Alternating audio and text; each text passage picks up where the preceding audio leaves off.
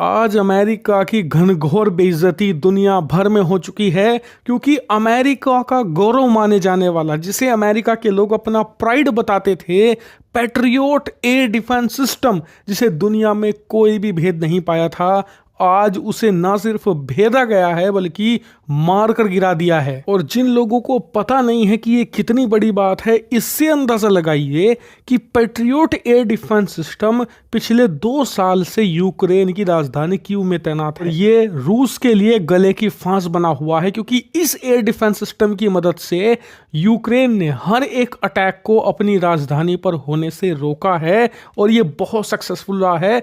इस वजह से अमेरिका को खूब वाहवाही भी मिली है इसके लिए, और वो जायज भी है क्योंकि रूस दुनिया की दूसरी सबसे शक्तिशाली सेना रखता है। उसके पास वर्ल्ड के बेस्ट वेपन है, चाहे हाइपरसोनिक मिसाइलें ही क्यों ना हो, चाहे उसके पास स्टेल्थ लड़ाकू विमान Su-57 क्यों ना हो, या अपने एवियोनिक्स के लिए जाने जाने वाला Su-35 लड़ाकू विमान। हर एक वेपन सिस्टम को उसने इस्तेमाल किया है, हर एक मिसाइल इस पैट्रियोट के खिलाफ उसने बरसाई है, लेकिन सब फेल रहे हैं पिछले 2 साल से।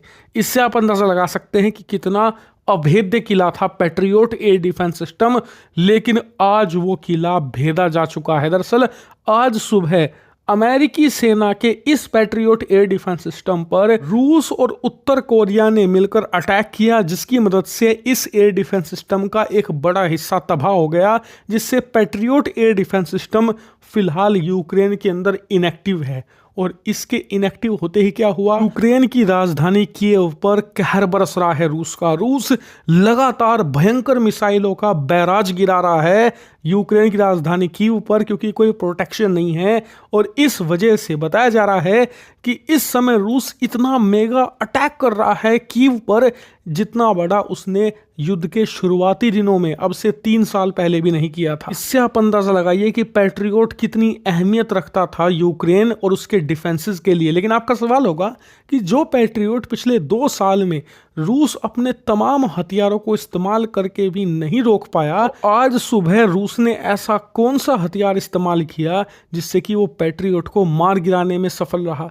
तो इसके पीछे खुद रूस ने वजह बताई है कि उसने अपनी आइस्कैंडर बैलिस्टिक मिसाइल के अंदर कुछ मेगा चेंजेस किए, इसे अपग्रेड किया, और पिछले 2 सालों में जो भी हथियार उसने इस्तेमाल किए पैट्रियोट के खिलाफ, हर एक हथियार की यहाँ पर एक्सपीरियंस को इस्तेमाल किया कि कौन सा हथियार सबसे क्लोज पहुंचा था पैट्रियोट के पास, और उन सभी चीज़ों को सुधार करके उसने डाला आइस्कैंडर मिसाइल के अंदर। इसके अलावा बताया जा रहा है कि कुछ उत्तर कोरियाई मिसाइलों की टेक्नोलॉजी का भी इस्तेमाल किया, और तब जाकर उसने इस पूरे हमले को अंजाम दिया, और ये पूरा सक्सेसफुल रहा क्योंकि आइस्कैंडर मिसाइलों ने पूरी तरीके से डिसेबल कर दिया है पैट्रियोट को। और बताया जा रहा है कि कुछ इस लेवल पर डिसेबल किया गया है कि कुछ महीनों तक भी यूक्रेन उन्हें पूरी तरीके से रिपेयर नहीं कर पाएगा। वहीं अमेरिकी सेना में इसको लेकर कोहराम मच चुका है क्योंकि पैट्रियोट सिर्फ यूक्रेन में काम नहीं कर रहा बल्कि अरब देशों में बड़े लेवल पर काम कर रहा है,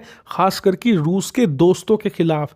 चाहे आप ईरान को देख लो, ईरान के खिलाफ तमाम अरब देशों में पैट्रियोट ही तैनात हैं। इसके अलावा इजराइल के आसपास भी पैट्रियोट है।